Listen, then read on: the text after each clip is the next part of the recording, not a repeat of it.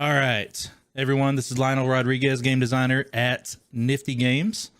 Uh, Known him for quite a while now, and I'm excited for us to kind of get together and talk through kind of how we know each other, but also hear a lot about his journey, which I think he has a good one. So, why don't we start with young Lionel growing up? Where did you grow up, and like what did you think you were going to be when you got older? All right. So I'm from Puerto Rico. Pretty much been there, lived there for 25 years, until I, started here. Um, and what did I want to be when I grow up? I don't know. Probably uh, an engineer for NASA, Oh, all maybe. right. That was the thing. But yeah, that's about it. It was always kind of like I want to do engineer stuff. Growing up, and things changed, obviously. Yeah. Living a different dream now, so What I'll take did you it. do anything to like move toward that as you were growing up? Like, what kind of were you heading in a direction, or like what was that like? Yeah, so I did go to college originally. I started college for mechanical engineering, actually. Oh, I was doing pretty decent, I want to say. Almost done. But what was it? Trying to remember the name of the game. Uh, Reed knows the name. I'll remember eventually. But yeah, so the game came out, and all I thought to myself was like, "Wow, I really would have wanted to do something like this," or I had an idea similar to this that just came out. ah, And as soon as I saw that, I was a little, I was a little bummed out because then it was like maybe I wasn't doing what I wanted to do. Um, so I finished kind of analyzing that. I looked into a few schools I wanted to maybe move into, see if that was a thing, like making games. hmm.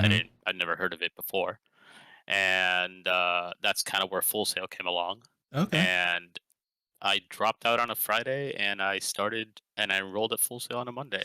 Wait, so where were you going to college? Were you in I Florida or was No, down in Puerto you were in Rico. Puerto Rico? Okay, wow. Yeah, I was doing the University of Puerto Rico in Mayagüez, and yeah, like I want to say I was about year and a half almost done, so Nice. pretty close to it. And yeah, I just found out about game design and just swapped entirely. Nice.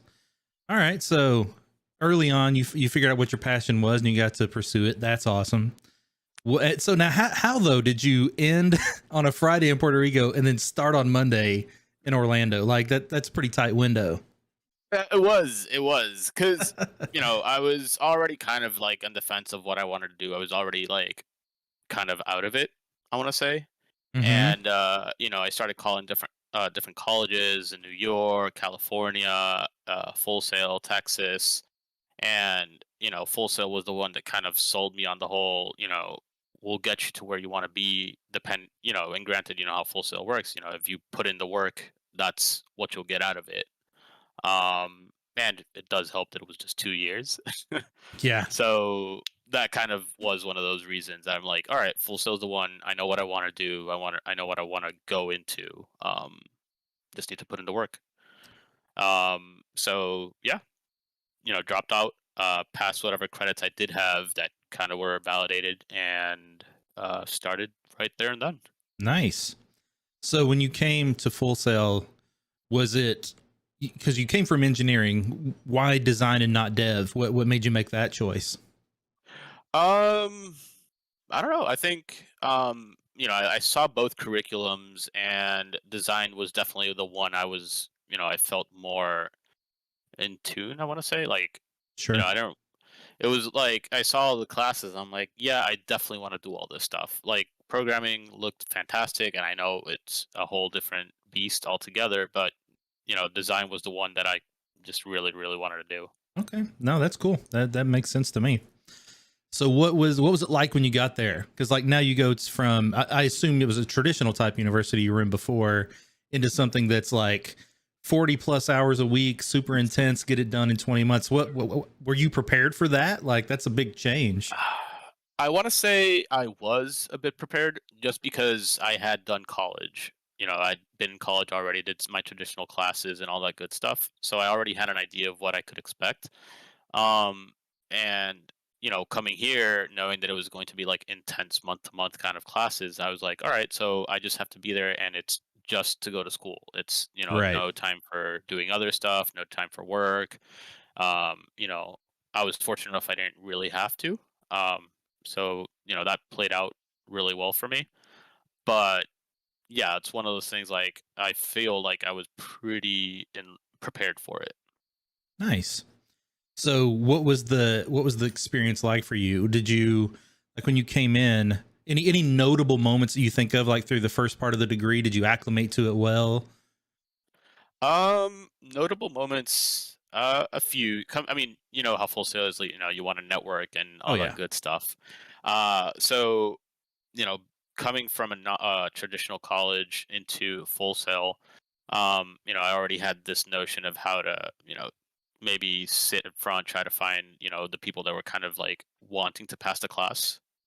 And knowing that, networking and getting to know these people, then that was kind of my idea. I tried to be upfront, try to pay attention all the time, and then I started to notice who was doing the same thing, and that's kind of where all these cool people I got to graduate with actually made it with me. So, it kind of made sense that joining them or noticing who these kind of people were, that was a really cool find at the start of it as well. That's really smart. Like, knowing who the I always tell people, surround yourself with people that you can learn from, or that are at least on the same level as you and want the same things, right? Because had you started, working with people that weren't putting in the effort, just for trying to get Hmm. by, that has a Yep. huge impact on not only like your desire and your ability to do things, but also like the impact it would have, like group projects. If that's who you're working with, now your ceiling is much lower, right? Because the people aren't willing to put in the kind of effort that's needed. So that's Yep. nice. It's good that Yep. you recognize that 100%. early. Oh, and I just remembered No Man's Sky. That Oh, was the that was game. the game. Nice. Yeah, yeah. So what about that? Were you interested in the procedural portion of it, or like what? Yep. Okay. The whole procedural element of it, just ever expanding and all that stuff, that was like a thing that I thought about. Granted, ideas are just ideas, but yeah, it was one of those things. Like when I saw it come out, it's like, oh, this is like a huge breakthrough, so to speak, at the time. Right. So it was like, oh, this is fantastic. I would have wished I could have been able to be a part of that. Interesting. All right. So tell us a little bit more of your time going through the program. Did you like what was it like? Like, as you're making your way through, were there any things you struggled with, or like, kind of, or what did you excel in? I feel like overall, I do want to say like one of the harder classes. Trying to remember, it was the level design, 3 course uh setup that you guys had, where trying to map out what I wanted to do, trying to what level I wanted to create.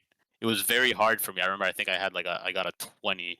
Oh man. That was yeah, that was what I got like instantly from the first go. I'm like, oh no, I'm gonna fail. Uh, so I quickly buttoned it up. Fortunately, I passed. I did fantastic at the end. But getting to know, it's not just doing the minimum requirements. It's always trying to go above and beyond. And I think that was the first time I'm like, all right, let me see what I can get by with. And it's like, oh wait, no, that doesn't work here. You have to always put in all the work. Yeah. Um, so that was cool, and I want to say one of the really nice classes I think was prototyping, Mm. just because I got to do a bunch of different mechanics that was the class to actually try all this cool new stuff you wanted to really do. Was that Um, Gallo at the time? Was that your teacher? yep, Okay. yeah, no, Yeah. actually, Gallo He moved was around a bit, moved. but I know that was the Yeah, one he that, moved to the earlier classes, which I okay. think was fantastic for us because we got all that knowledge from the start, and then by the time we got to all the other classes that we got, it was like, oh, we already know all this. Yeah. This is fantastic. Yeah, Nice. yeah, Gal was great. So I want to talk a little bit about how we met. Because Sure. so for those that don't know, every year Full Sail has a Hall of Fame where if 6 graduates are inducted, and I was inducted 10 years ago. And one of the things that happens is there's opportunities for alumni to, to get opportunities, to like have one-on-ones with us and things like that. And that was, and actually, I'm not even sure what the process was for you to do that. What was that like? Cause you entered an essay contest or something, right? Yeah, it was like a mentor mentee. It was the first time they tried it, mentor mentee program, and they were like, "Are you interested in doing a mentorship?" And of course, I said yes. Right. And they kind of write something like, "Why should we choose you? What do you want to do? What do you want to accomplish from the mentorship?" So I checked all the boxes, did all I had to do, submitted it, and I think it was like maybe a month after they reached out and say, "Hey, so we matched you with Jameson. Is it cool?" And I'm like, "Of course, that's fantastic." And you were like That's kind of really where it early in started. your program, right? Like you were really early hmm on. Yep, yep, yep. I think I want to say like maybe fifth or sixth month, maybe. Yeah. That's that's nice that you got there at a time where you got to experience a couple of Hall of Fames, that's my favorite hmm week there, which is a lot of fun. Yep, So that's yep. cool. It was interesting though. So from my perspective, I get a calendar of events for the week, right? And they just kind of put things on there for me, and that kind of thing. And I saw the mentor sessions on there, which is cool because there was one campus student, which was you, and one online student as well. And I had those hour sessions with each person, which was really cool. And that was where we got to connect and kind of get to know each other. And Yep, yep. and I will say right away, I could tell that you had the right demeanor. I could tell that you were serious about this, right? Like you weren't somebody that's like, oh, I'm just games sound cool. There's a lot of Yeah, people that would kind of get that vibe off of, but I could tell like you were serious about it. You were here for it. You were gonna, really try and make this happen. And that's exciting for me as someone in a potential mentor relationship, right? Because I'm like, I don't want to put a lot of time into someone that doesn't really care, right? I want to yeah, make sure yeah. that effort is going to be worthwhile. And so like I felt really good when we met, which was really cool. And it's funny because like I had no idea when we first met that was going to end up being, turn into a friendship and be, several years now that we've known each other. That I was a little Yep. sad that the online student never reached out again. Like I was Oh, like, here's all really? my information. Like, please contact. I didn't have theirs, right? All I had was like that one. And now, like, here, contact me. Let's talk. Never heard from them again, which was a little sad. Oh, that's unfortunate. Yeah, no, I think as soon as you gave me all the information, granted at the start it was, a little awkward for me because like, what do I say? What do I do? All that good stuff. But I think what really helped was actually getting to your class, that last three courses for the level design stuff. I think that's where it really helped because I got to see you every day pretty much, and between you at the time, with Reed and Lido, Sang, everybody else, we got the chance to actually talk to you and get to know you more. And I think that kind of helped break the ice even more. Made it a little less professional. Not that it isn't, but like it wasn't so much as a. That's kind of like what broke the wall of mentee for me. Like, oh, people, Yeah. you know. I, So that I kind was a of little that harder definitely on you in helped. my class too. I don't know if you realized that, but I Sure. had higher expectations of you than, but you did quite well. And it's uh, funny. I was only for in the for what classroom for it's like a worth, I passed year. on the first try, so I That's made right. it. Yeah. Yeah, I was only like in the physical classroom for like a year. Most of the instruction I did was online, so there's only like a small group of you that actually had me in the classroom. And what's really interesting to me is a lot of you are actually the ones that are in chat and hanging out. So I'm like, man, I wish I'd met more of you in person because then this community might grow even faster. But oh well, not much I can do about that now. Yep. Not this year at least. Yeah, but no, it was fun. It was fun to have you in class, and like it was nice that I knew you going into there, Yep. and then because I got to see kind of like that my early impressions were correct, right? Like I got to see kind of that come out in you and like see your work and see that was good. So that's awesome. So as you're finishing up the program and you're getting into the last few months, what was going on? Like how was it kind of feeling, as you were getting toward the end of the program? I don't know. I think I definitely switched gears. I feel like I switched gears at the right time. Granted, we had to finish capstone, so it was deadlines on deadlines, so that was a big deal. But at the time, and I want to say maybe at my 10th month, I started to reach out to career development, and that's kind of how I met Kendra and David at the time. Um, and they were like, "Oh no, you still have time. You don't have to come to us anytime soon or anything like that." But I'm like, "All right, cool, that's fine. Can I get resources at least so I can at least get an idea of what I should be looking into, what I should be creating, for my resume, portfolio, etc." So I feel like once I started to reach those last 4 or 5 months, I already had some of that stuff done and out of the way. And all I was doing at that point was iterating, polishing my resume. I had Will crucify my resume, so that was amazing. That's a good person to have Um, do that. oh yeah, 100%. That was like the moment I'm like, oh no, I'm in the wrong direction. So I completely remade my resume thanks to him, and yeah, so it was cool because I already had all that groundwork done, and all I had to do was, I worked on the project 5 times a week, and then come the weekend, and I would just focus on resumes writing and submission. Start trying to look for a job, or Yeah, kind of getting ready for that process. So, like I said, I was able to switch gears pretty well just because I had already started from before. nice. And so what month did you say? I usually tell people at least 3 months out, start looking at jobs, Like how far out were you? What did you say? So I started not looking for jobs, but definitely preparing for it like 10 months out. Oh, wow. Okay. Yeah, yeah, like, I'm like, I want to meet the people that help us get the career or get into the career, and Yeah. then that's how I started. And then maybe like 5 months out, maybe four, like at that start of Capstone, that's when I started to kind of like look into it and kind of Nice. dip my feet into applying and how the process went. How did that I got go? ignored, so it's not like I did much, but Well, I mean, let's talk about that. Like, what was that process like? So you're figuring things out. You're getting your resume ready. You're starting to think about getting it out there. At what point did you literally start applying to things, and what was that process like for you? And what were you looking for? Um, to be honest, I at the time, I knew I was still 4 months out, so I don't think I was really wanting to get a job. I Hmm. mean, yes, I did, but it wasn't one of those hire me kind of thing. It was one of Sure. those, let me see if you guys respond to me, and if I do get a response, and if I get a rejection, I did go out of my way and asked, hey, would it be all right to ask what am I missing? What should I be looking into, etc. Um, and I did get a few replies, which was pretty cool. Nice. And yeah, that definitely kind of helped me shape up my resume and my cover letters and all that stuff even more.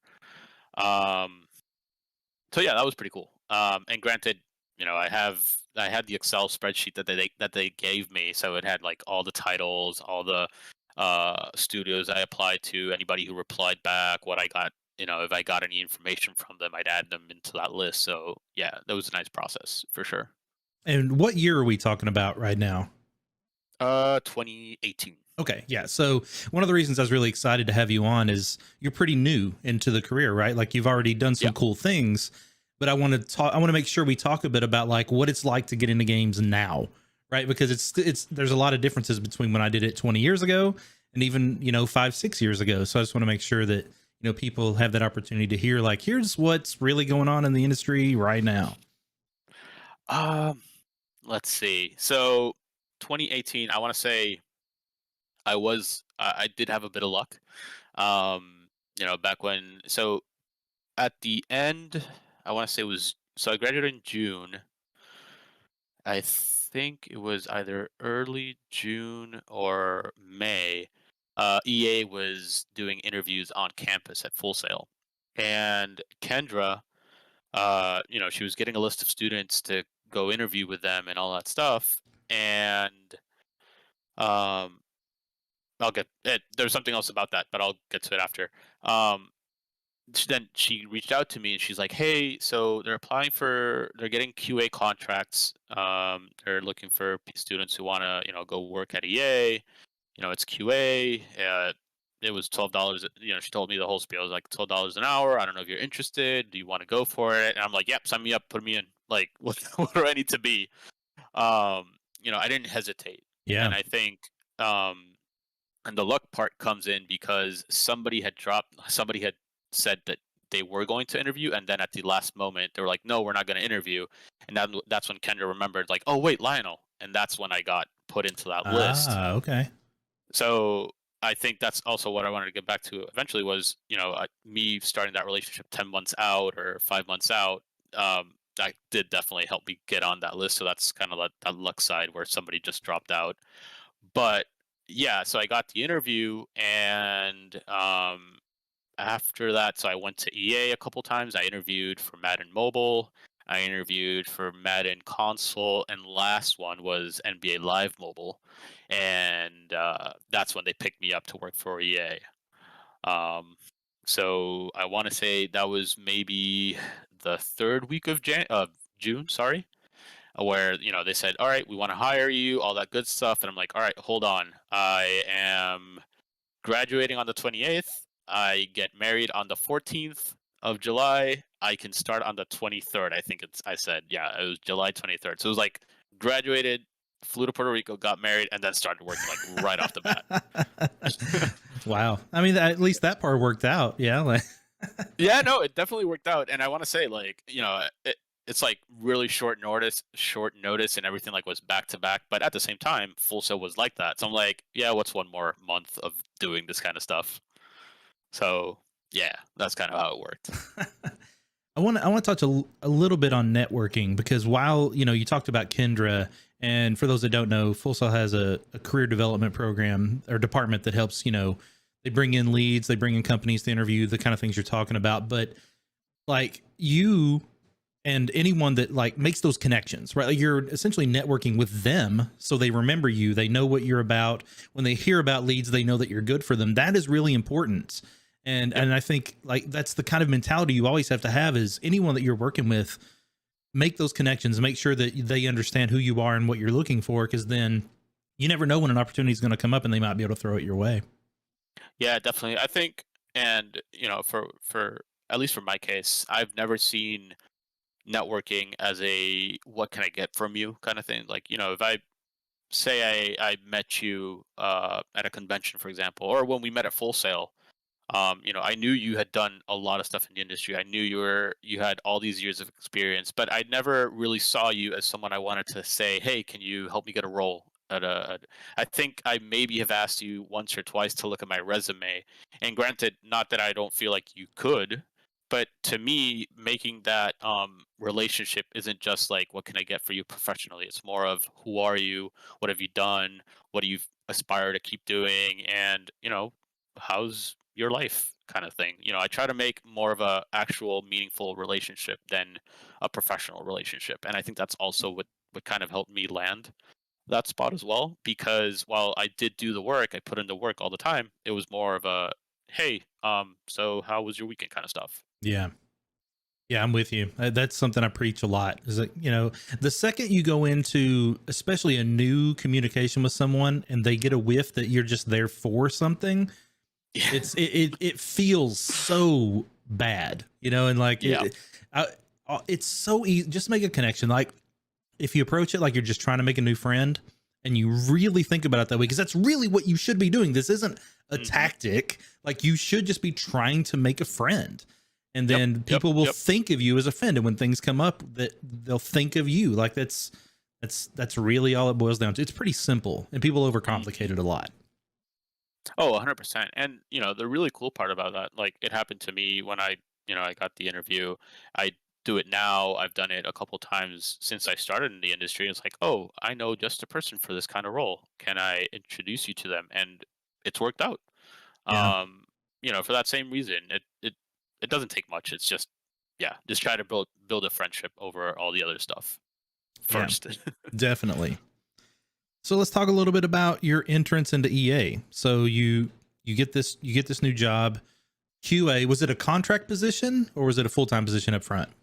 No, it was a contract position Okay. up front. So, um, it Pretty was great. common. Pretty common. Yeah. Yeah, yeah. I think it's well, first off, it's hard to get in the industry Yep. being outside of it, and it's still hard to get somewhere else in the industry still while being inside. So I don't know if that's changed from your time when you started, but from now, it's still I think that's an easy assumption. Um, you still need to know people.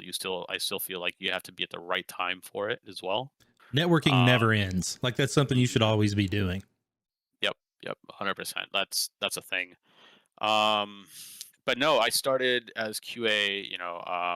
I want to say it was a really cool place to start my career. I want to say like I said, I was lucky. So being able to start at a AAA company right off the bat was uh, surreal. That you didn't have to Um, move for, right? Like it was in your neighborhood. So that's exactly. So it was even better. I remember doing the interviews back at the start. It was like, oh, where's EA? It's like, oh, it's like right there. It's like 20 minutes away. So yeah, that was pretty nice. Um, but yeah, like starting there, QA, it was what was really cool. I started with Sang at EA as well. He was already there, so when I started to go in the first couple weeks, he'd just show me around. He'd show me all the stuff he'd already learned, and it was a very easy introduction for me um, to the role because I had him to kind of teach me the ropes and all that good stuff. nice. So, Um, so what was the first project that you said it was NBA Live? Was that the season 3 that you came in for? Yep, NBA Live Mobile Season 3. They were already at the tail end, essentially, so it was more like, well, we're already finishing up all this good stuff, so why don't you just play the game, get familiar with it. If you find anything, just we'll go through the bug writing process and all that stuff. What turned into you should play the game for a week or two turned into like a month and a half, just because, like I said, they were already finishing up Yeah. and getting ready for launch. Um, but once I started to get, and understand the game more, granted at the time I watched NBA occasionally and maybe like half a game. Um So you're so saying you didn't come in as a content expert, right? oh no, not a subject matter Yeah, expert at that's the right. time, definitely. They're like they were like, how much do you know NBA? I'm like, out of 10, 1 out of 10. And I'm like 6 out of 10 maybe, and like who won last year, and I think it was uh Golden State had won. So at least I knew that, and they're like, do you know any big name players? I'm like, yeah, LeBron, Curry, Westbrook, all these other people. Like, sure. I just crammed all the names the night before. Nice. um yeah, so um so that was a thing, but it worked out. And sitting there getting to hear all these people just talk sports all the time. So as soon as they did give me the role, I will say, like, those weeks up to the start and even after, but I just watched the games and highlights and just try to learn as much as I could of what I'll be working on. um just so when I started, it was like, oh, I know what I could kind of at Yeah. least understand the conversations. um but yeah, that was a fun start, definitely, not knowing technically the sport and all that stuff. So now, did you do that research leading into the interview or after you got the job? So both. I did Okay. do a good initial um uh research for the interview, just in case they ask me basketball questions, I'll at least answer with Right. some basketball terms. But once I knew I got the role, I just went all in to actually learn, um, teams, names, coaches, jerseys, all that good stuff. So I did go all out to make sure I actually knew the sport I was going to be working with. Nice. Yep, So, yeah, so that the nice it thing worked out. here, yeah, well, you got in at the end, so you got a credit like in no hmm time, which is the dream when you're getting into the industry. Yep, yep. It was like right there. I'm like, no way, my name's on this. Yeah. Um, so that was fantastic to start off the bat, like 3 months in, I'm already there. So what was your title on that, or what was your, now, did you have a different company title from your project title, or was it one thing? Nope, just one thing. So it's a QA analyst one, uh, for NBA Live Mobile, and the name was right there, Nice. in the for the QA team at Tiburon.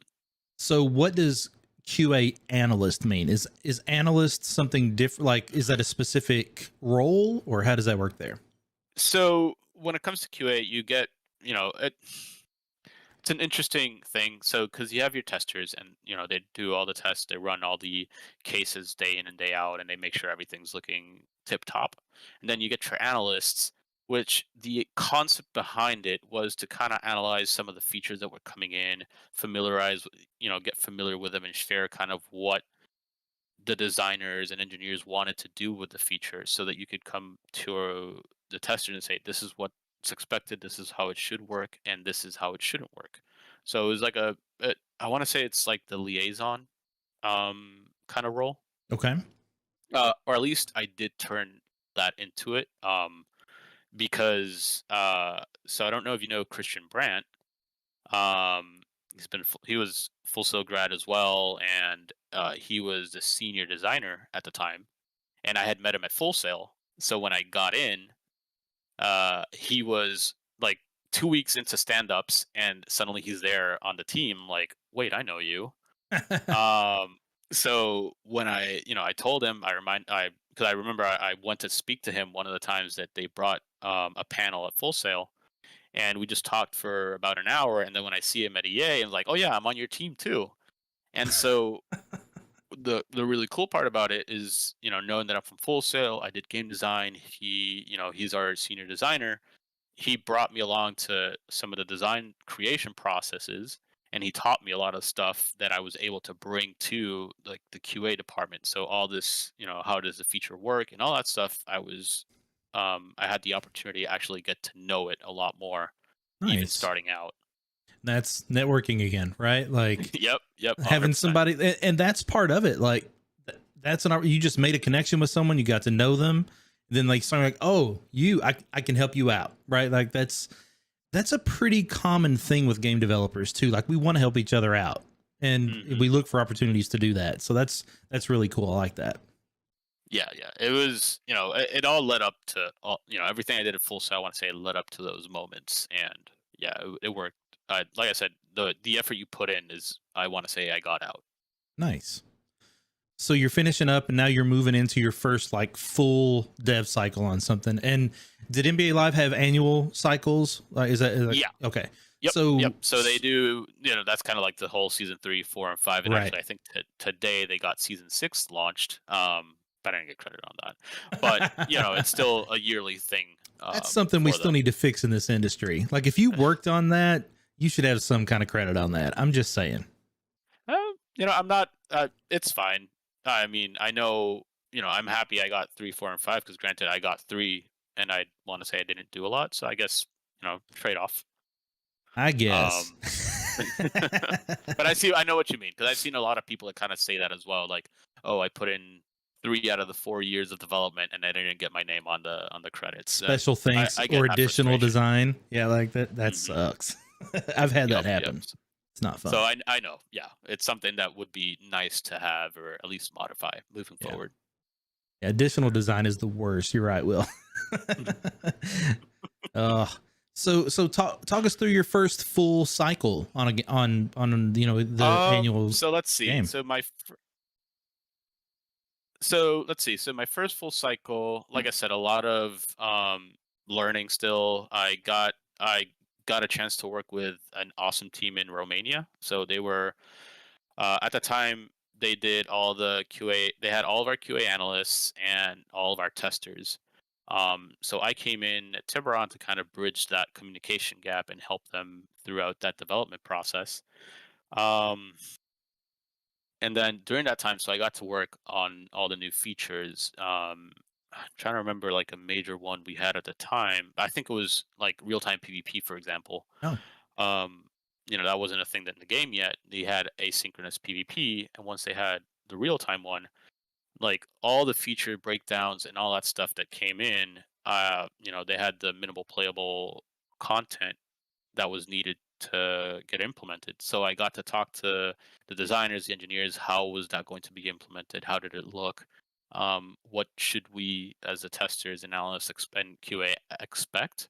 And when can we start bugging, etc. So all those offline conversations we had at Tiburon, I had the opportunity to bridge that communication gap with Romania. And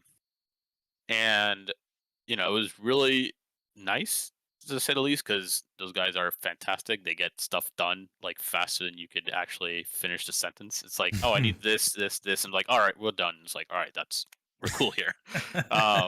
So that was nice. What else? But yeah, it was just a lot of learning. I want to say like being QA in the industry is kind of, if you're not able to get into design role or an engineer role right off the bat, and your possibility is to QA, I would never say no to that possibility, because one, it was a really cool start of my career. I sponged so much information and knowledge that you wouldn't normally get from, if you started a producer, a designer, an engineer, because you're already in your silo. In QA, you work with everybody. Mm. You turn you I want to say that was like the point where I said, oh, QA is a really cool career to be in. And I think um that's something I never had the exposure to during Full Sail. Like, I didn't know it was like a viable career. So that's when I started to realize, oh, this is something I do want to keep doing and actually go up in. That's interesting. So you didn't feel like through your degree that QA was like a good place to start? No, actually, I want to Interesting. say, people like Dax, for example, started in QA. So I already knew that if that's my way in and that's the way to go and start, then I'm going to do it as well, because everybody else before me did it and they turned out fantastic. But for the most part, when I was in class and stuff like that, it was always like, oh, you want to become a level designer or a systems designer or a character designer, et cetera, et cetera. But there was never a conversation for like, what's QA like? What do you do in QA? It was always, you always heard the horror stories, but not like what was it cool as.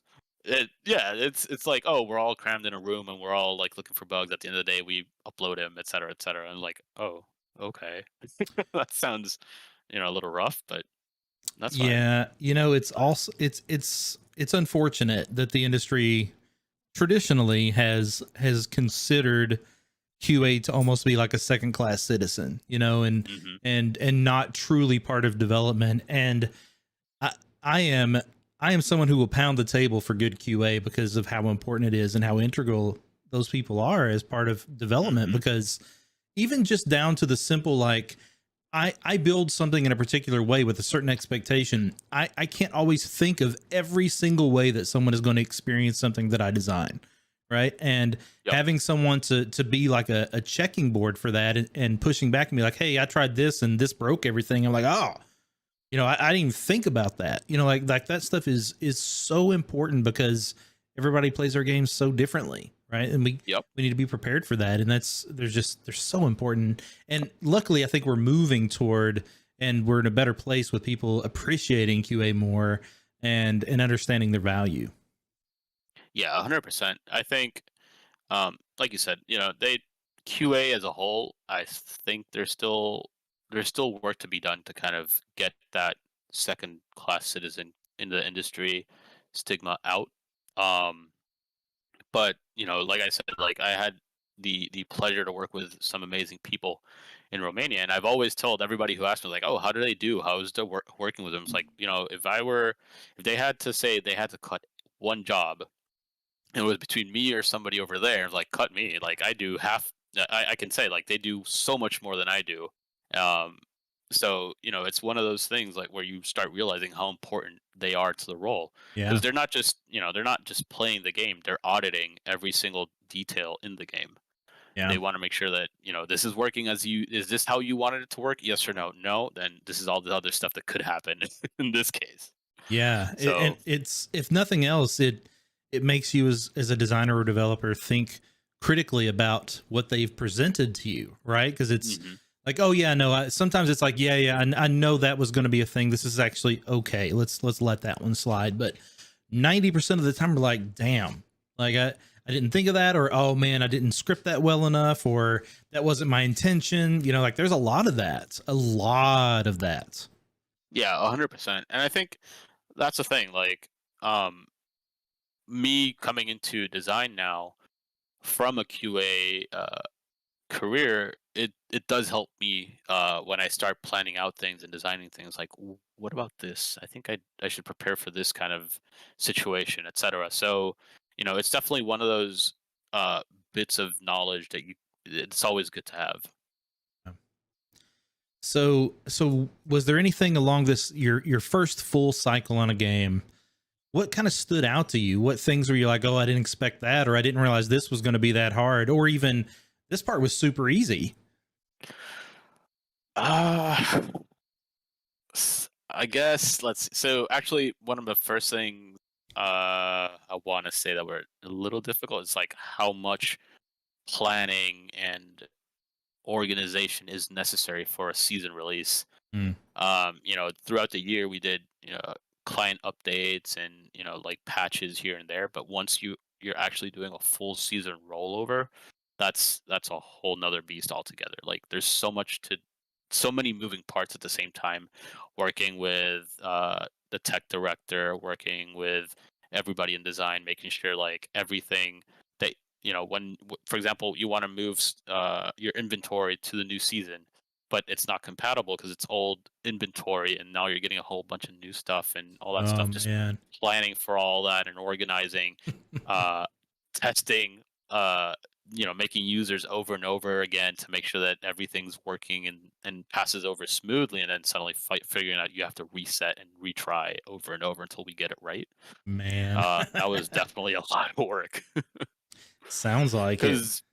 Because it's different, when you look at, for example, NBA Live or Madden, where you have a different title every year, or in console in general, you have a different title, so it's a whole new system altogether. It doesn't really mesh with all the old stuff. In this case, since it's still a mobile title, you don't just delete the game and make a new one. You want to roll over everything. You want to make sure everything's still compatible and nothing breaks moving forward. So So was Madden doing? Was it a whole new app you downloaded, or did it refresh and update the current one? Yep. It's Oh, a whole new refresh for the title. So okay, that's what I mean. Like when you compare console titles, it's a new game every right, right, year. right, But in this case, we're not making a new game. Well, granted, we're trying to make new features and all that stuff, but right. it's just a new iteration of it. Gotcha. So how big is the QA team on something like this? Like how many guys were you working with? I want to say at the highest, I think we were like 26, Oh 27, wow, okay. And perhaps. was that That's like what was the low number? Like how did it kind of ebb and flow with the number of people you had on something at one time?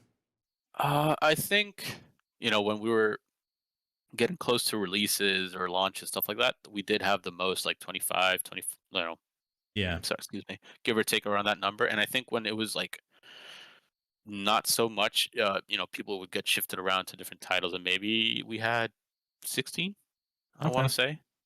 So you Because always still had a here, good amount on there, right? yeah, it was definitely, we did have a lot of people in QA overall. So I'm curious. I'm a firm believer, and I think that as an industry, we're moving toward having QA looking at things constantly, no matter the state of development. Excuse me, but like, how was it structured as far as like early on? Did you feel less useful? Like like what was that flow like over the course of a year? Um, so I think one side really had, I want to say like to the end of my first year, and then once I actually was brought in as an RFT, a full time employee, um, I was already into the pre-production stage of design overall. So I had already started working with. I was already in meetings and kind of getting to know, what the plans are, getting to see how much work some of these new features were going to take. Because for my side, so I was in the development side, so everything I did was always 2 or 3 months ahead of time. So all the time I got to see like that ups and downs of how much work we had to do, like getting ready. That's when it was like low time, and then once we already started the production side, that's when we started to ramp up and get ready for that launch. If it was a patch or whatever the case. Um, but yeah, like overall, fortunately for me, I just started from the get go. So I'd see all these designs that were coming down the pipeline. I'd, kind of see like, oh, I think this is where we're going to have to, these are the features we're going to have to focus the most. This is what we're going to have to work with at this point, and these we can leave for a later moment and stuff like that. So that also comes into the whole analyst part, like how much focus do some of these features need over the other ones? All right. So you mentioned something that I want to touch on a little bit. Was during this, so your initial contract, was that a 6-month contract? 12-month Oh, it was a contract. 12. Okay. So even during this, you're getting to the last 3 months and your contract's coming to an end, right? So you did the second title, you're 9 months in. What was that like? Was it hey, we want to give you another contract? Did you get near the end wondering what's going to happen? Like, what's that like? So I think 6 months in, I got a interview. Um, so I got reached out from trying to remember his name, but it was from Full Sail. They said that this company up in South Carolina was looking for a UX designer, Oh, and I got referred to that role. They reached out to me. I started doing the interview process, and long story short, I got a role with them. I went to the South Carolina, scouted it out, all that good stuff. And when they finally did give me an offer, I went to EA and brought that up. Said, "Hey, so I might be leaving. I have this role I'm going to take." And EA counteroffered for me, and yep, I stayed. all right. So we're It was talking, this is like at your 6-month point, you said? sixth, Somewhere in that seventh month. neighborhood? That's when late 6 months, starting the seventh month. I believe. I believe that was it. Okay. Could be wrong. So Could be 8. But yeah. that's super cool, first of all, that you had this other thing, and your passion's design, right? Like, that's where you're trying to get. So you've got Hmm. an offer from another company that's telling you, hey, we're going to bring you on to do this thing that, in the area that you want to work in. You apparently felt good about what they were offering you, yeah, enough to at least consider it and feel like that's the move you were going to make. Yep. So I mean, with his, I'm not asking for details here, but I'm curious, like, what made you stay? Like, what kept you? What changed? Like, like, what was kind of the new scenario for you to stay with EA? So, one of the big things for me was I wanted to be in the game industry, and I finally made it. And, it was like 8 months in, 9 months in, and you're already gonna leave. That was a bigger introspect I had. Um, on the other side of it, it was, um, at the time it was a $12 contract work, no benefits, nothing. Right. There was, yeah, uh, contract work. Yeah. Um, but once this new company had offered me, full-time salary, benefits, and all that good stuff, when I brought it up to EA said, "Hey, we can turn you into an RFT, and we can give you all this stuff. Um, what say you?" Um, and that's kind of like, of course, swayed me over. Granted, I loved my team. I loved the people I worked with. Um, you know, being at EA was one of those dreams already. So it wasn't what, like I said, that's when the introspect came in. It's like, hey, you're in the game industry now. Do you really Yeah. want to leave so soon? And yeah, I was like, no brainer. I'm staying. Now wait. So this Plus, I other didn't have to position move. was not a game position then? No, it was for military simulation Ah, games. okay. Okay, Yeah, so now we're yeah, talking something that's more of the skill set you want, which is design, but in a different, in an adjacent field. Military, I think, is, I call yes. it an adjacent field, right? It's same skills, same kind of things, but the outcome is a little different. So, but you Hmm. did essentially pass up on a design gig to stay in QA, right? So, Yes. so let's Yep. talk about that a little bit. Like, what were your kind of weighing factors? So you felt like this was a move out of the industry, right? That was your kind of main factor, it sounds like.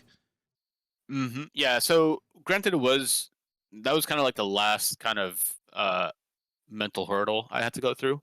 I'm leaving the game industry, going to military simulation, and granted, the role sounded fantastic, but good enough for me to say I'm leaving, and it was something I was excited about. To be honest, like, it's not like, oh, I don't want to do this, or I'd rather do something else. Like, no, I'm going 100%. I think we've seen apartments, we saw where we wanted to live. The only thing I'm kind of bummed out is the complex I was going to live in. Their pool was a saltwater pool, so that was like the most I was excited for. So I'm like, damn it, I'm gonna miss out on that. But when they told me, hey, you'll be a senior quality analyst, you get to do everything. You're hourly. You get all the EA benefits. Blah blah. I'm like, yeah, I want to do this. I like what I do. I really enjoy what I'm doing, and I like the team I get to work with. So I'll stay. So you got So it bumped wasn't up to really a senior from yes. contract. That's a big move, dude. So I mean that would sound like they also were really swayed interested in keeping you, right? Like that. That's not a Yeah. small thing.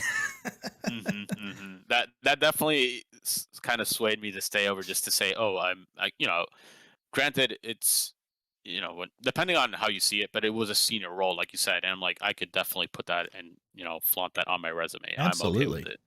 And for those that have never worked at EA, they will do things like that to keep people that they want to keep, which says a lot about Mhm. you, right? Like they were like, here's what we're going to do to make sure that we keep him with us, right? And so that's really nice. That's good.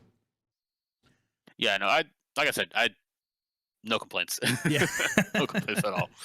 So then as you're moving into your second season, season 4, is that the next thing you did with season 4 of NBA Live? So now you're a Yep. senior QA analyst, right? What's the difference in the two roles? What did you have more leadership responsibility, or was it just like what was kind of the main difference? Or Kind was of. there any? Was there any? There may not be. No, definitely. So the person I learned everything from, Cam. He taught me everything and went above and beyond for me. So when I got the role, the senior analyst role, like I suddenly got bombarded with all these people asking me questions like left and Ah. right. I'm like, whoa, I didn't know you shielded all this from me. But yeah, it was like eye opening. It was like, whoa, you did a lot of stuff that I was not aware of. But when I started to kind of organize myself and kind of look at everything and you know for what it was, like, oh, I know what this is, I know what that is, I can do this, I can definitely figure that out. And it was fantastic for me because he taught me everything and got me ready for the role without me even noticing. Nice. So he was really good at teaching me all the stuff I knew at the moment. That's really cool, and is super eye opening because a lot of people don't understand what it means to kind of move up in a role, right? And there's a lot of implied responsibility that comes with that, especially in a Yep. senior role. People assume you are there's if there's not a lead to go to, if there's a senior, that means that person knows pretty much everything else that lead does, right? And Mhm. that Yep. can be pretty overwhelming, especially if if that's your first time experiencing that.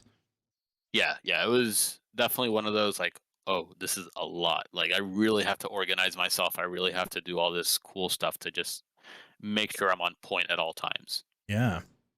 So was that the only big difference? That you now just were, well, I'm sure that made a big difference in how much you were able to do, like, hands on, and then how much you had to kind of, feel those questions and make sure everybody else had what they needed. Yeah. I think like I said, being able to, at the time when I started talking to the senior designer and then I got to make this kind of that same relationship with like the engineers and everybody else, it was kind of pretty simple, a pretty simple transition because at that point, then at least I wasn't a contractor. I want to say like I had to question myself before I answered. I was like, should I answer this? Should I ask for somebody Right. else to answer these questions? At that point, I'm like, oh, I can actually answer this now, and it kind of sped up a lot of the processes. Um, Something else that happened at the time. So uh, we had just lost our manager, our QA manager at the Oh time. man. So once he left, I tried to pick up some of those tasks because we did have somebody else come in to assist. But I started just to ease his weight. I just started doing it myself. Interesting. All right. Um, We got people coming to chat saying they love you, yeah. man. That's nice. But yeah, no, that was one of those things for me. Like, I moved into that senior role. We just lost our manager. We got a new kind of manager that was kind of like uh, tag teaming both titles. Mhm. Um, so trying to ease out all that weight he had and kind of take stuff off his plate was kind of what I aspired to do. So I'd constantly ask like, "Hey, how can I help you? What do you need? What are the stuff you need to get done?" Hmm. And so that also added some more leadership to my belt. I want to say, Nice. like, I started to do some of this stuff. I was in meetings that I normally wouldn't have been on. So I definitely got to see a lot of the behind the curtains information and learning, and it was like I'm at the senior level, but I'm already thinking about the next level at that point That's the right way to be and how I thinking could do about it. to it. Yeah, yeah, You should yeah. always, like, one of the best pieces of advice that I ever gotten, I've mentioned this before, is that you should be working to make yourself irrelevant. So when you move into a better position, the position that you're in is going to be fine, right? So people won't be like, we can't promote you because we would be lost without you. Like that is a position you do not want to be in, which is a little counterintuitive, right? Like you Yep. feel like you want to be the most necessary component, but the second you do that, you can get stuck. That's not good. Yeah, yeah. I definitely feel that. All right, guys. Okay, so I've got some questions for you that I call the dev round. You ready for Okay. this? All right. First question. What is your favorite game of all time and why? I think Zelda Ocarina of Time. Ocarina of Time. All right. Why? Yep. I don't know. It's the first, you know, game I completed from the Oh, get-go, and I enjoyed entirely. I want to say, um, hated the Water Temple. Never forget. But it was one of those games that it was like, wow, look at how far how far games have come, and when I saw everything I could do in the game, it was like, yeah, just a real amazing experience overall, okay. and yeah, close to my heart No, that's cool. ever since. Small disclaimer, I have actually barely played that game. So it's funny. When I was around the time I was at Full Sail is when that game came out. And so around that time, I was either early in my career, or like whatever, and I didn't have time. And so it's one of those that's on my list to really dig into. And now that the Switch is going to have, as part of their service, that's one of the games that's at the top of my list. That and Majora's Mask. I haven't really played either one. And I know a lot of Yeah, people both that's like their fantastic. favorites. So Yep, definitely. I mean, yeah, like you said, now it's getting ported over. It's going to be great to have them. I bought it at 64 when I moved here, and I brought Zelda with me for my parents, like instantly, just for nice. that same reason, so I could play it here. All right. All right. Next question. When did Shoot. you first feel like you had made it in the industry? That answer can be that you haven't yet, right? Like, I I want to say so. Yes, I at one point I did feel like I made it. I think it was um when I actually launched. When I went through the full year for season 4. yeah, When it actually launched and we had the launch party and all that good stuff. I'm like, whoa, I did it! Like, season 3 credit. Cool. I was there at the tail end. I didn't feel like I really contributed, but for that one, where I know I did help. I did feel like I helped, of course. yeah, So when I saw that, and I took a screenshot. I'm like, all right, I actually did it. nice. For that short, where did I make it? For the future, I I don't know. I still want to do some more stuff before I actually say like, this is it. It's not gonna get better than this. But yeah, that was definitely one of those moments for me. That's a nice feeling. I understand that feeling. Yeah, yeah, it was fantastic. Like I still actually from my plaques, that's the one plaque I went around the entire floor asking for everybody who worked on the title with me to sign it, just Nice. because that was the title for me. I actually do that with every game that I work on. And Oh, nice. it's something I when I worked at Oddworld, everybody did it when we shipped Stranger's Wrath, and I was like, I love this. So yeah, I've done that. The only one that I haven't gotten done was Agents of Mayhem, which shipped after I left, and so I still feel like I want to send that around to people and have them sign it, or maybe even get in touch with some people or something. But yeah, I get it. Yeah, I think for me, I'm really happy I did it. So, granted, the first one, still a contract. I didn't know what's what. The second one, like I said, that's when I felt like I'd done it. And I'm like, all right, I need this sign. I want to have everybody's name on it because, that's what it was. We worked together for it. And unfortunately, the last one, that's when COVID hit. So I never actually Ah, got a chance to do that. But well, yeah, that's rough. It's one of those where you're kind of like, hey, can you send me a Photoshop of your signature? And they're like, no, I cannot.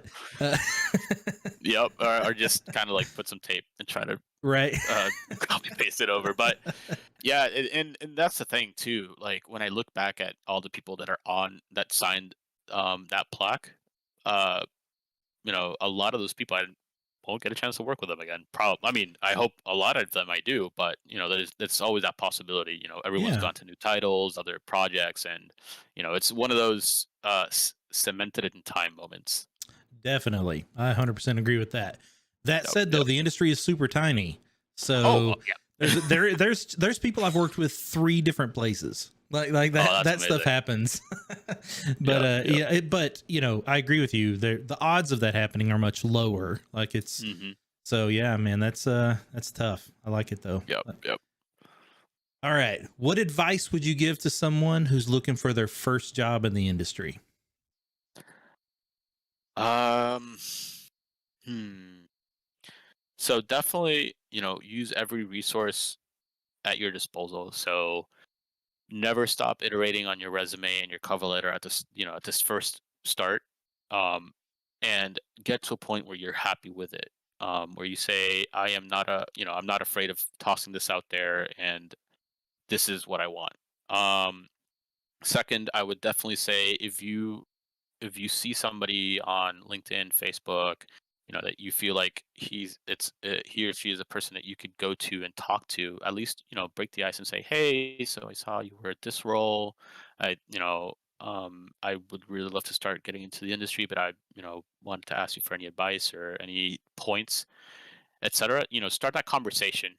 Even with me, if you wanted to. Granted, I'm still new, but start that conversation, and once you start asking some questions, like I said, try to make it more of a don't give me a job, don't ask for a job, but more of what can I do to earn it myself.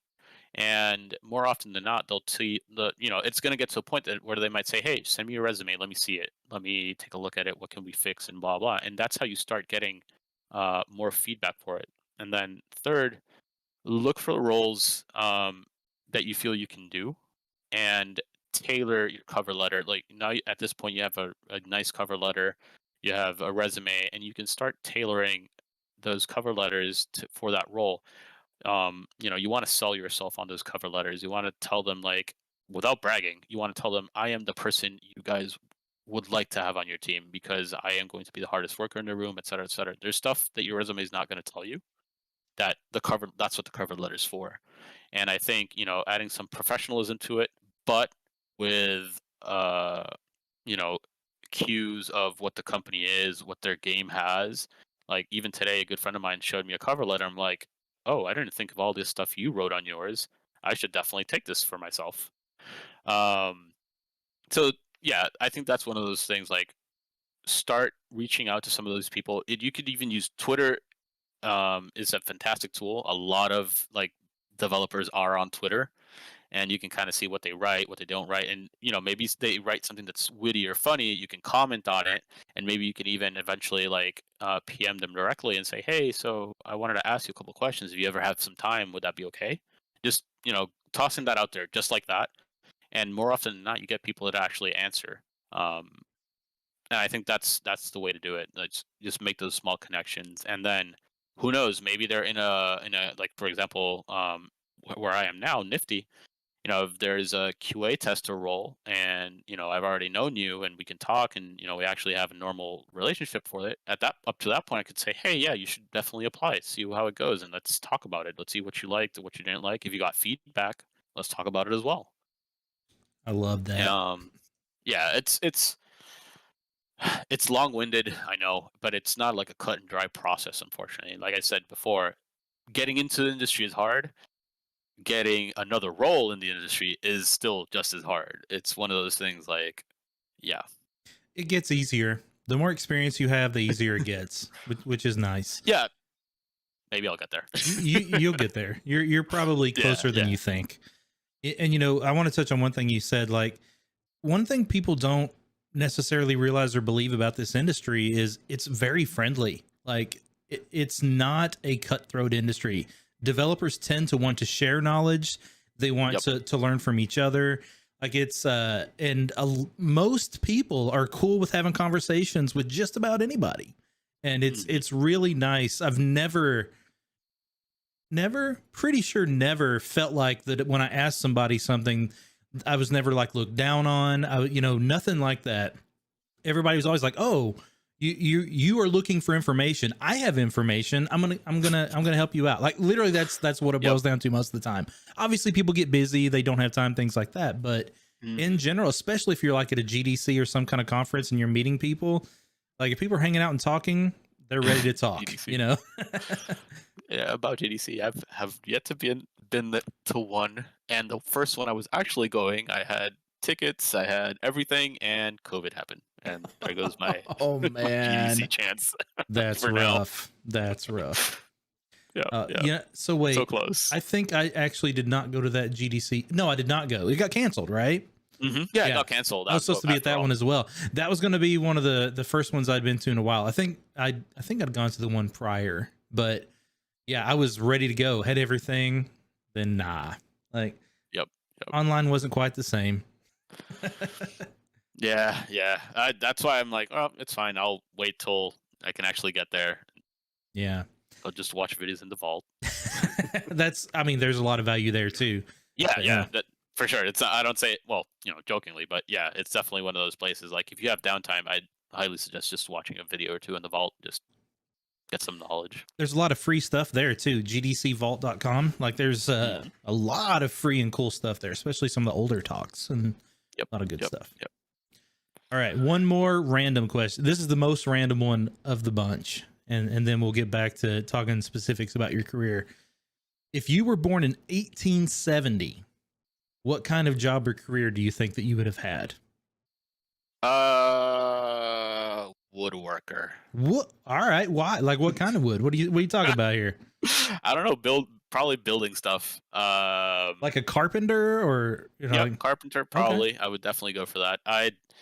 Since I got my house, I've kind of gotten into that as a hobby, and I've slowly started to build up my toolkit to just actually do stuff. Today, I told a buddy of mine I want to make my kitchen cabinets. So I have no idea how I'll do it, but I will figure it out.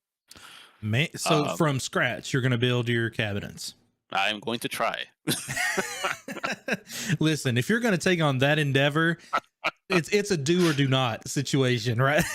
Yeah, yeah. So I feel like if I were to live in that time, I'd probably probably be something I'd be doing. That's really interesting. So, something to know about me, I'm not a precision person. I'm much more of like a throw something out and then we'll figure it out. Like, we'll mold it, we'll figure it out. I'm not a like I my cabinets would be like an eighth of an inch off here. Like that kind of that's what would happen for me. So I can't do something like that. Well, like I said, I'm going to try. Right. Oh man. If it works out, perfect. If it doesn't, I'll end up buying something instead. Good luck.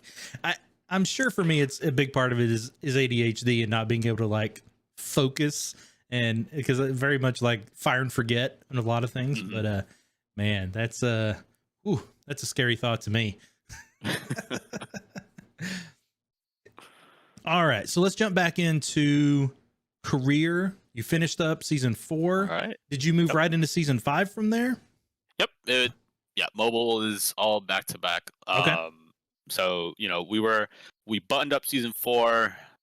All the feature stuff maybe a month before that, maybe 2, and then we were already working on what's coming next. Mm, And pre-planning the whole season, the whole new season and stuff like that. So that was kind of where that that was that at the moment. And so 4 Uh, was very similar to 5 for you, right? Like the whole process, your role, it was kind of a rinse and repeat for you for number 5. hmm Cool stuff, that I got to do. Like I said, I worked on pre-production. Some of the designers taught me how to do content on our test environment, so that was fun. I got to kind of create some of that stuff myself. Nice. Um, Nothing went live, of course, but I got to actually go in and modify, um, and kind of see it come to life. What could be, of course. That was nice. And then one of those other cool things I got to do, being able to do the submissions for Android and iOS. So that was something else that was nice that a new skill I picked up at the time. So yeah, I want to say I did do a lot of cool stuff. Yeah, let's not gloss over the submission process. That is one, that's a big responsibility, and two, that is a stressful and a big amount of work. Can you just talk a little bit about it? Like kind of what was that like for you? So definitely, so it's only hard until you do it. That's what was told. That's what I was told. It's not a difficult task overall. Granted, because it's a bit of, it's repetition for the most part. Yeah. Um, but making sure the builds were the right ones, we uploaded the right ones where they needed to be, um, and checking all the boxes and everything that had to be cleared out for first party. That Hmm. was that was a cool process overall, and being able to document that and sharing that knowledge to the next people that were going to be doing that. That was also something I got to do myself, like just make sure everyone had what they needed.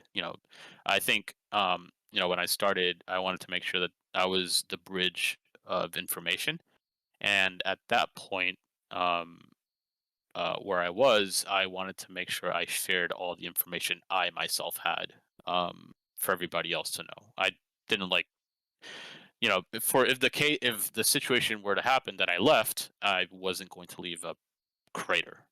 I How did did you not like share that the idea. information? Confluence, Okay. conversations, a lot of one-on-ones, and weekly or bi-weekly meetings, just to, hey, this is what I'm doing, this is how I do it, or whenever I was going to do it, like, hey, let's hop on a call and I'll show you how I did it. Um, so yeah, just share as best as I could. Okay. So then, as you're now finishing up your time on NBA Live, what instituted that move to? Was it Madden Mobile next or NBA Clash? So Madden Mobile was a short time. I want to say like 2 months, Okay. maybe 3. So at the time, they were kind of like shifting focus on NBA Live Mobile, and a few people were getting moved over to Madden Mobile temporarily, just until they kind of figured out what they wanted to do at the time, Mm-hmm. like for the new season, etc. So at that time, I got moved over to Madden Mobile, and so the difference for me was I was more on the development side, like future features and releases. At that point, now I was going to start working on the daily and weekly content that would go live for users to interact with. So it was a different department altogether within QA. Okay. So that was an interesting thing to do. I feel like up to a point, it made me more rounder as a professional, because I got to see both the live aspects and the future aspects of development. Um, but yeah, like I said, it was like a short amount of time, almost 3 months, pretty much. So I picked up as much as I could. Got to work with a few new faces, which was nice as well. Um, and then soon after, that's when the whole NBA Clash came along. Okay. So what was that like? And I'm not familiar with NBA Clash, so tell us a little bit about that and what your role was like on that one. So NBA Clash so far is so we just released NFL Clash last Monday. But I wasn't working on that title. Granted, it's another team in Nifty. And the concept behind this is you're going to play NBA, um, but with the idea of a Clash Royale, where there's costs to playing your cards, your players, and how they interact in the game, how they make plays, is entirely based on how the composition. So it's kind of like a fantasy NBA Okay. title, and without of course sharing too much about it, but I could do NFL Clash, for example, where the idea is you have your 8 cards for your offense and defense, and depending on where you are in possession, so if you're playing offense, then you're going to make run plays, pass plays, or long pass plays, and you're going to place your wide receivers, your running backs, your quarterbacks, etc., or your offensive linemen, just to kind of um, make those plays happen within a possession. And then depending on how high a cost that player is, that's how long they'll be on the field. So you're constantly refreshing and cycling through players on each play, essentially on each down, and that's kind of the concept behind NBA of how long players are going to be on the court, how they play, et cetera, based on how they are in real life. Okay. So now I guess one thing I want to make sure here is Clash a Nifty title or is that an EA title? No, this is all Nifty at this point. Okay, so then let's back up. Let's talk about that transition. Yeah. So okay, so you're finishing up Madden Mobile. So that's when you start to decide that you're looking to do something different. What was your thought process at this point as far as deciding to move on? So at that point, I kind of knew that if I got it, and also I feel like I was up in the QA ladder. But I never. I was always at a point where I felt like if I kept going higher and higher, it was going to make sense to move into some other department, be it game design or producer or anything else. And I felt like that was the right time to say, let me try moving into a role before I get too high, and it's not going to make sense. Okay. So I think, yeah, I would just hopped on LinkedIn and I found the designer role for Nifty and just said, "Do you like NBA? Do you have experience on mobile titles?" And what was the other one? I think there was like 3 things on that first line of the role. I'm like, "That's me. That's me right there." Nice. And I just applied. Just let me see what happens. And I think like 5 days later, they reached out and we went through the whole interview process, and that's kind of how it happened. Okay. So But what was that like? Like as far as you kind of decided you wanted to look at something. As that conversation is happening, are you ready to move on? Like you're like, you know what, I'm ready for the next move, or was it more of like, maybe we'll see, if it's good enough, kind of where was your mental state at that point? So funny you mentioned that, because I think what kind of pushed me into it was we had a conversation, and this was with Full Sail when they did the mentor-mentee conversation at the time. And when that happened, I remember there was something you said that maybe, now that you're almost 3 years in the industry, you might want to, maybe start thinking about what else you want to do. I want to say that was kind of word for word what you said. And I kind of took it to heart. That's what it was. It was something like that. It was, and I think if I can get the recording, I think I have the recording actually. I can find the exact words, and that was kind of what it was. Like, oh, are you trying to say something?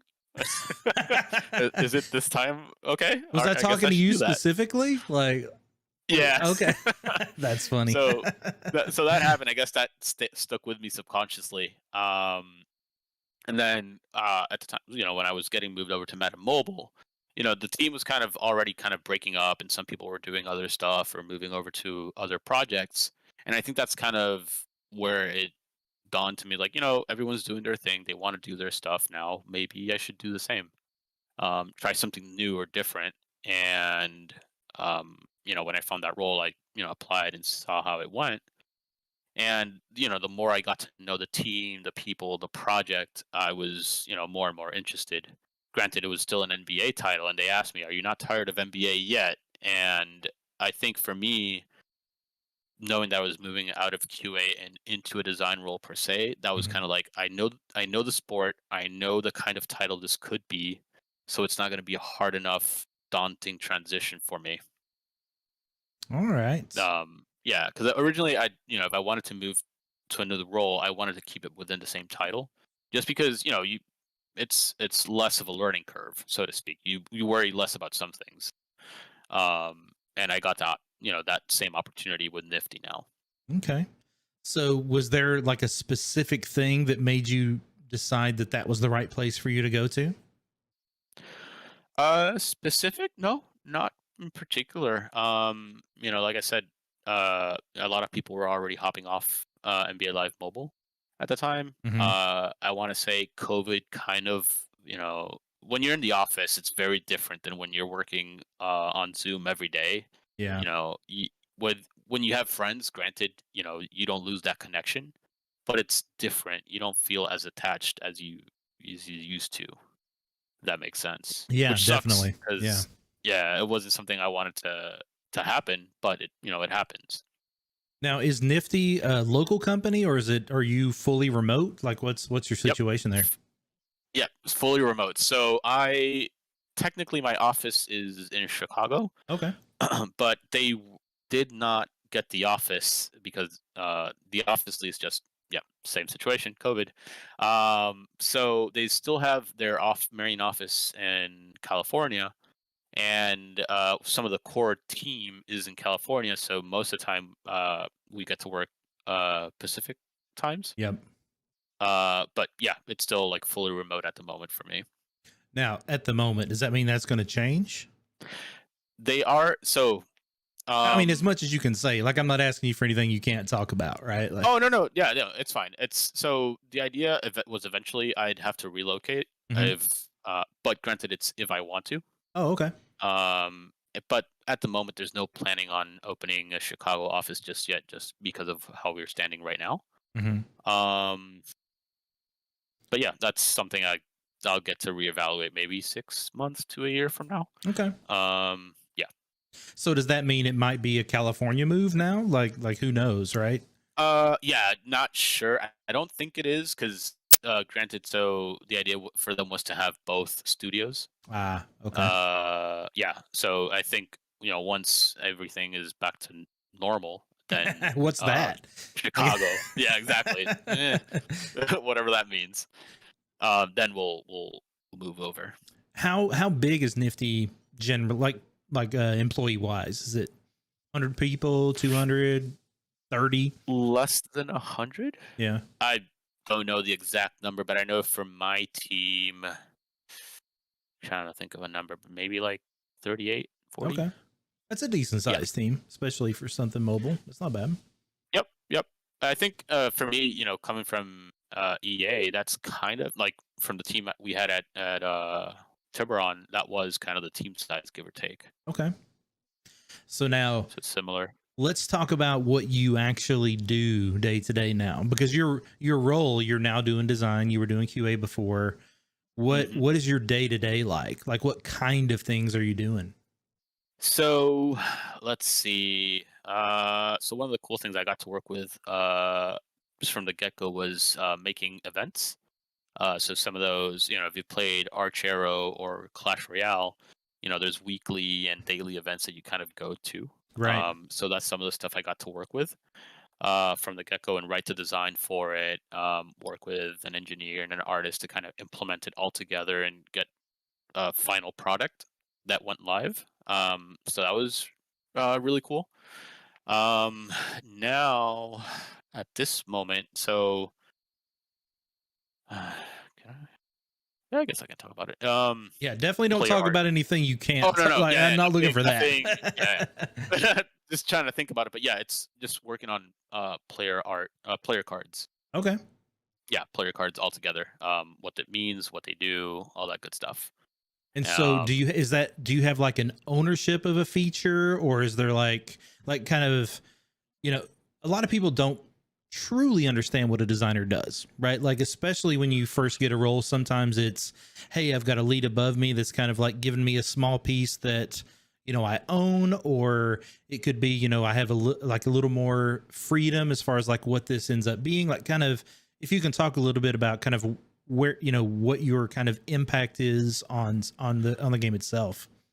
Yeah, definitely. So, granted, I've been here 2.5 months now, Hmm. and it was cool because so I got in at the right time. I want to say because I had like 2 weeks. They were about to do a client patch at the moment, a client launch, for a smaller region, and at that moment, I had the opportunity to kind of just really go into all the documentation they had and learn. And at that point, then they were like asking like, "Hey, so these are some of the stuff that we need to do. What would you feel comfortable with?" And I'm like, "I'll do events. I can do that." And they're like, "All right, events is yours right away." And that's Interesting.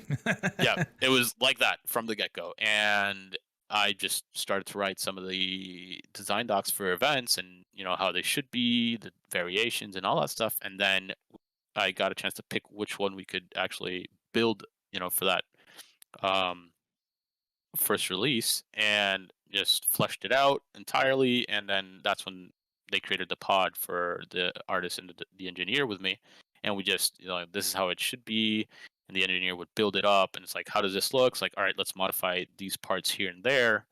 And then I would work with the UI artist to kind of make the mocks and, what I want depicted on each of these parts of the event. So yeah, that was like the first entire feature I had full liberty and creative freedom to just do it how you want to do it, how you feel we should do it. We should do it. Nice. I want to Yeah, talk yeah. about that a little bit because I think something that designers, young designers, don't often understand is generally a company and your team is not going to just be like, hey, this is the thing we want you to do, right? And they Mhm. will do that, right? Like they'll say, this is here's something that seems like you'd be good at, let's kind of work there. But what really they're waiting for you to do most of the time is be like, here's the thing I'm going to be good at. Let me do that.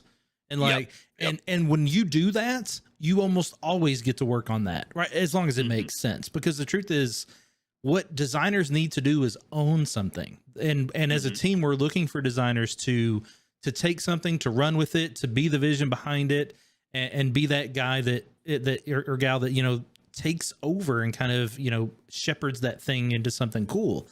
Yep. And Yep. most of the time, that doesn't happen unless you say, "I'm the right person for that." Hmm. Yeah. No, I think that's having that opportunity. So, granted, before that, the first 3 weeks, um, and it kind of really reminded me of you. Like when I started, it was like, oh, these are all these documents that we have that are like scattered across our drive. Can you start writing documentation and kind of uh, consolidating all that? And that's where I started. I started just writing, Nice, consolidating a lot of the documentation they already have. They already had. So I just made it, for what area and all that good stuff. And then after that was done, it's like, all right, let's get you full on board on a sprint. What do you want to do? What do you feel like you can do? This is all the stuff that we kind of have to deal with first, of course. And that's where I started. nice, Um, and then from there, so I finished that initial, the first iteration of it.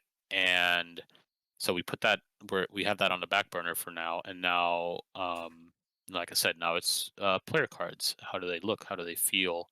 Uh, do they represent their player, so to mm, speak? And that's kind of where I am right now. nice. Yep. It was Yep. interesting when I was interviewing with Insomniac, without giving too much detail. In the interview process, I was talking with who's now my lead, and he's like, "What do you want to work on?" And I told him, I was like, "Hey, I think I've got 20 years of experience, a lot of it in this particular thing. I think I'd be really good at this." Just being honest about that. And then when I got there, like, "Hey, you're gonna own this." I'm like, "Oh shit!" Like, okay, like, Nice. get what you ask for, I guess. And like, "Oh, am I ready for this?" All right, like, Well, see, you say that, and I remember the opposite of it. And I said, like, what do you feel like you need to be better at or learn to do, like economy, like right off the bat, like economy? And he said, it's like, all right, cool. Then we know this. I start doing events, and like, all right, now do the economy for me. Like, wait, hold on. That's when you got to learn, though, right? Like it's an Toss it to the important. fire, right? Instantaneous. I'm like, all right, I'll do it. Yep. I'll figure it out, but I'll get it done. Hey, doing it is the best way to learn, Hmm. 100%. So that's Yep, good. yep. And also talking about this, like you also got to be sure that what you ask about and what you want to do is something you're capable of, right? You need to push Mhm. yourself a little bit, but don't bite off more than you can chew. But also make sure that you're also not being like, oh, I think I could handle this thing, and they're like, that's not enough. Like you're capable of more than that. So Yep. there's a definitely a personal evaluation that has to happen with that kind of discussion. Yeah. No, and I think, when I look back on all this stuff, I also, every once a month I write down everything I knew I learned, or stuff I've been doing, just for myself, because I can actually quantify all this, my growth. I can actually say, oh, like, look at where I started, and now look at what I could do, which is fantastic. And Yeah. that was one of those situations where you kind of level up one way or another. Like, oh, I have no idea how to do economy, but you're still doing it, so you're gonna have to Yeah. figure it out quick.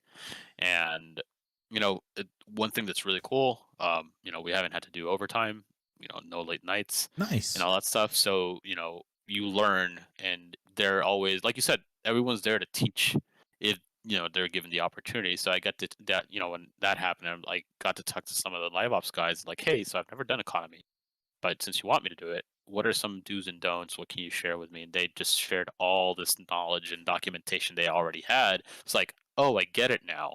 And I built all these rewards from scratch, knowing what I do, like that I could actually do it now. Yeah. No, that's So great. yeah, And then yeah. I think also a good thing to ask in that scenario is, hey, is there a game I should look at? Are there any Hmm. examples out there that you think are good examples of economy?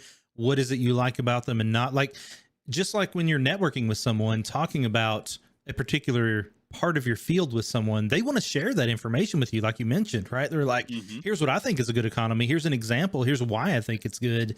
That's really good information, for you.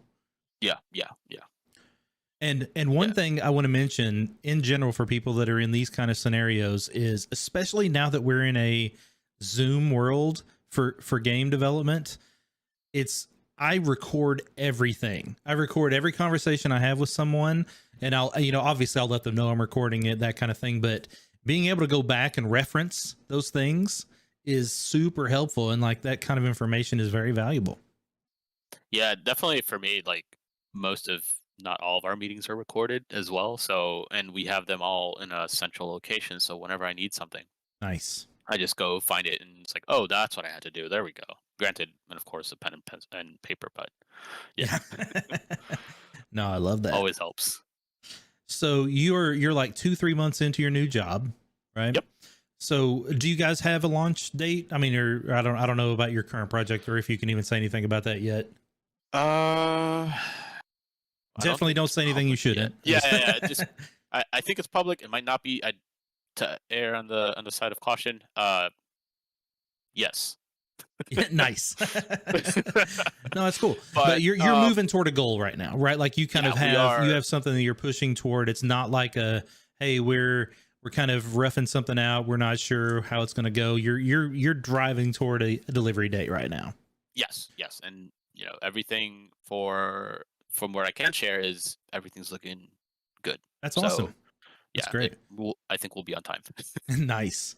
So how does it tell me a little bit about the feel, like how you feel working as a designer, different than your first, few years as QA? Like what's that, how does your day-to-day feel overall? um, but I want to say I feel kind of the same.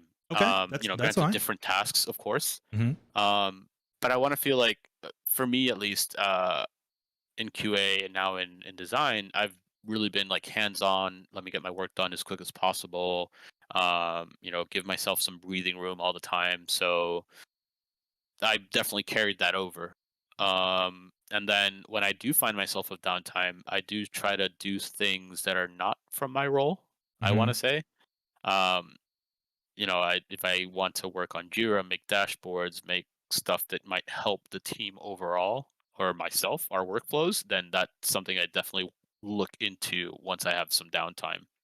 Okay. Um, to the point where when I joined, I saw they also had associate producer roles or assistant producer. It was like I look at all the requirements, like, oh, I could have done this. I feel like I could have done this, and that's a really cool thing.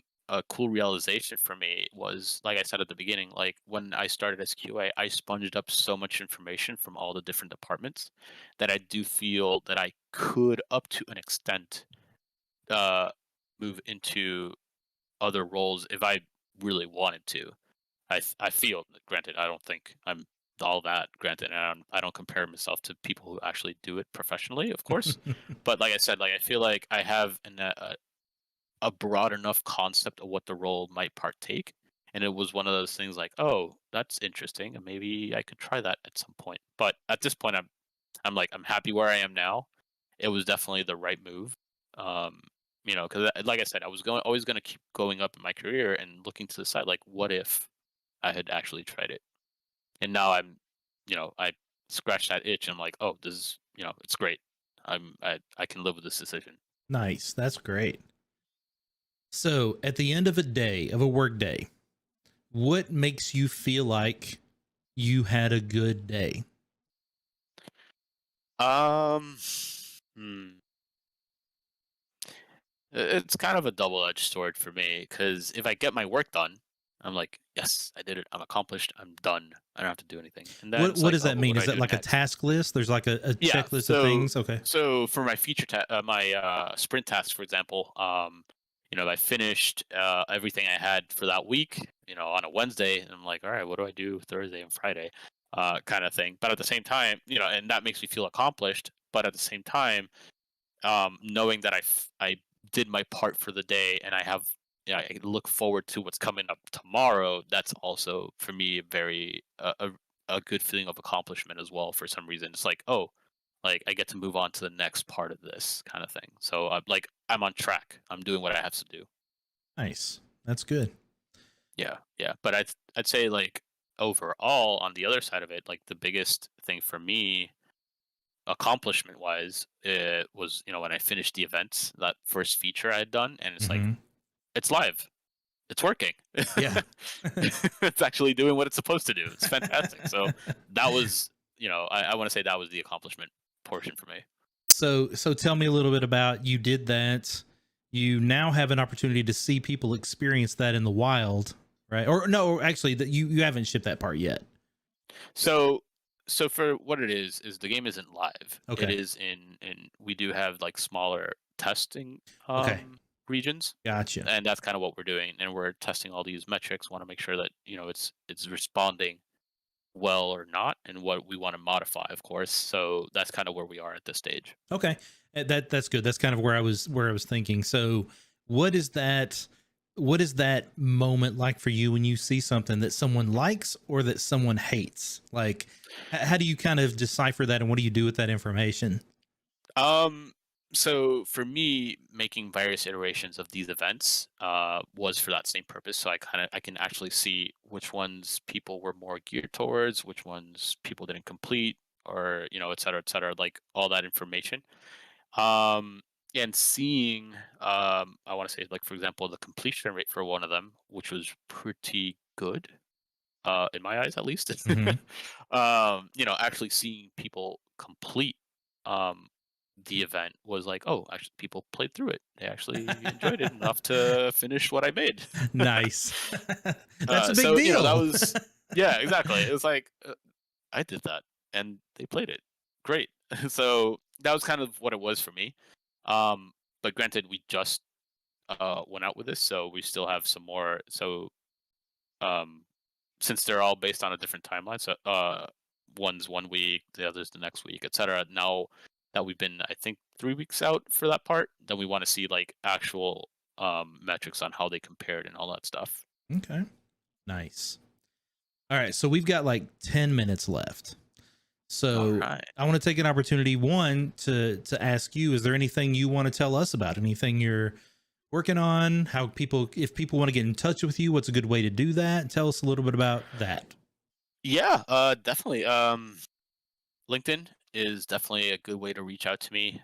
Facebook, if you also want to add me and have a conversation. Granted, Facebook's a little more, you see memes, and LinkedIn Right. you see the more professional side of me. So either or, whichever you fancy. But yeah, it's Lionel A Rodriguez Matos on both. So um, yeah, it should be fairly simple to find me. Um, and like I said before, like if you ever feel like you want to reach out and ask for like resume help or information, tips, what do I do here and there, that I'm all for it. Just I will say, uh, with the PST time zones for me, it's a little difficult sometimes because I work from 12 to 8 now. Ah, So usually, like at that point, I'm like I close everything down and like, all right, I'll eat dinner and I'll either watch a movie and or play video games for the rest of the night and just nice. zone out for a while. Um, so that yeah, but yeah, anybody who wants to, please do. So did you leave work early to do this tonight? Um, kind of. I did start earlier. Oh, okay. That's So cool. I do yeah, that kind so of thing too. I'm with you. yeah, so one of the cool things, of course, is I get to start my day earlier if I wanted to, so I could do like 10 to 6 Ah, or 11 to 7, or of course 12 to 8. But for me, I feel like once I'm getting to that 6 o'clock, 6:30, everybody's already winding down. mhm. Um, so I get a little bit more freedom at that point. But me Okay. being me, I want to make sure I put in the hours, which happened. I think that's when I mentioned the whole there's no overtime. That kind of happened once. I think I clocked out like at 4 o'clock or 3, and then I went back in at like 9 p.m. to just finish my work all the way through midnight. And to my surprise, in the morning, I got sent a Grubhub card Ah. because I stayed late. I'm like, thank you, but it was not on purpose. That's I nice though. promise it wasn't like an overtime kind of thing. Right. No, but But that's nice that yeah, it's something that is acknowledged and yeah, you know trying not I think as an industry we're getting better at this for the most part, which is people need good work-life balance. You're more creative, you work better when you're doing a a normal amount of work, right? And it's hmm still argued whether 40 hours a week is a normal amount of work, right? But I think, I think that's a, sustainable, that feels good, and then as soon as you get more than that though, there's that diminishing returns very quickly. And so I think it's good that as an industry, we're understanding that happier, healthier people are going to be more productive and creative people. yeah. I think one, yes, this is entirely true. I think the more we just try to keep in between that 40, maybe 45 a week, I guess is also arguably a normal thing. Yeah.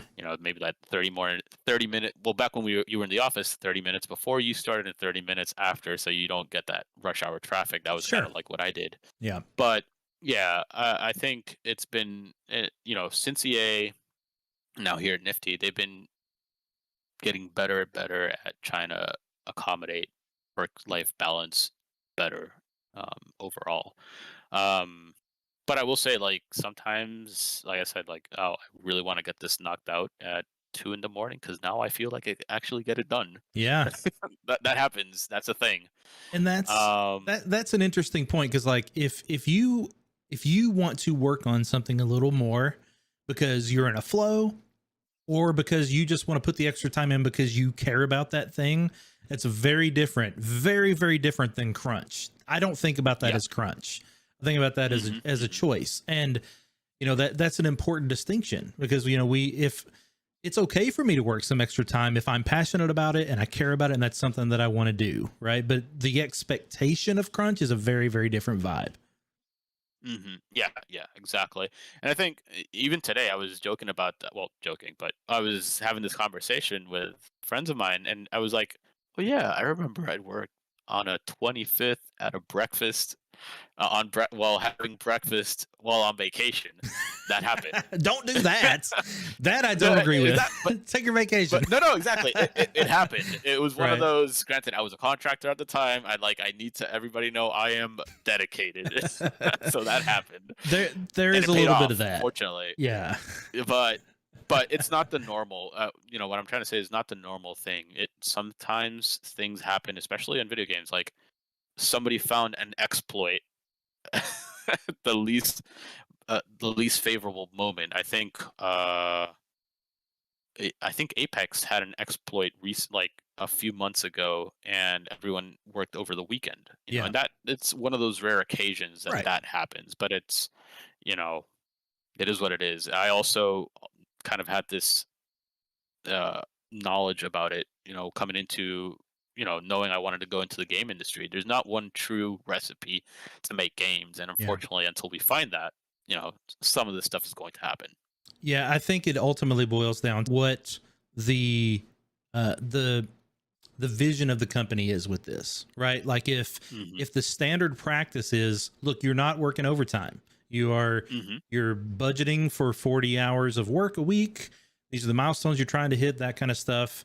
And hey, when you're done, like, I'm encouraged to turn off Slack. I'm encouraged to turn work off until the next Yep. day, right? Like, Yep. as long as that's what people are trying to do, we're going to have those moments, right? Like, we're going to have those moments with, like, all right, I've got a deadline. If I throw in a few extra hours, or if I work an extra day, I can hit this bar that I want to hit, or we can meet this goal that we're trying to meet. And then Yep. I'll take Monday off. Yeah, it's one of those situational things that, like you said, and it happens anyway. But yeah, I think companies are definitely getting way better at it.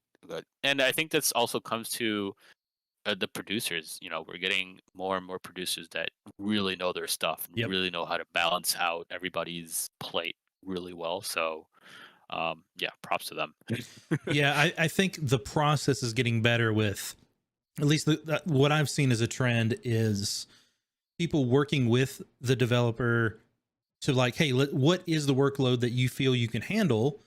And then as things evolve, everyone understanding, okay, we need to make a cut here to accommodate that, to make sure that we have enough time to do this other thing. Like, I think as, Yep. as an industry, we're getting much better at that kind of shuffling and balancing and making sure that we're moving toward the product we need, while also not killing the people we have, right? Yeah, yeah. I mean, like you said, you don't want to lose the people who've been working on your project for so long. Yeah. That's a thing. Man, it's So, so much more than a project. Like, you need to think about your employees and your company as, we're doing things together, things, not thing, right? So if you burn people out on that project, they're not going to want to hang around for the next one, right? And you need to build a culture that encourages people to want to be around for a while. well, I think, what was it? Apex. I think even CD Project Red. They were trying to avoid people working crunch, and if the deadline has to get missed, then so be it. And they pushed back the release dates a couple times, Yeah. for that same reason. And props to those companies that that's what they want to do. They want to keep their employees happy, healthy, because it's not just burnout. It's the mental aspect of it is a big thing as well. Like, you can't be creative if all you're thinking is, I need to sleep. Yeah. So Yeah. Productivity dies, right? Like, there's a point where you are now causing more problems than you were solving. And, like, that's not good for anybody. yeah. Well, man, we have hit time. I All right. super appreciate you joining flew. me. Yeah, absolutely. There's even some things we didn't hit on. So I feel like we're probably gonna have you come back on, down the road. Maybe after your project launches, we can talk about what that's like, what your time was on it, and there's a few other topics that I have in my back pocket for you as well. Great. That'd be great. Awesome. Well, I'm gonna jump off, say my goodbyes. Thank you for joining me. And Yeah, thank you. and I appreciate it, buddy. We'll talk to you soon.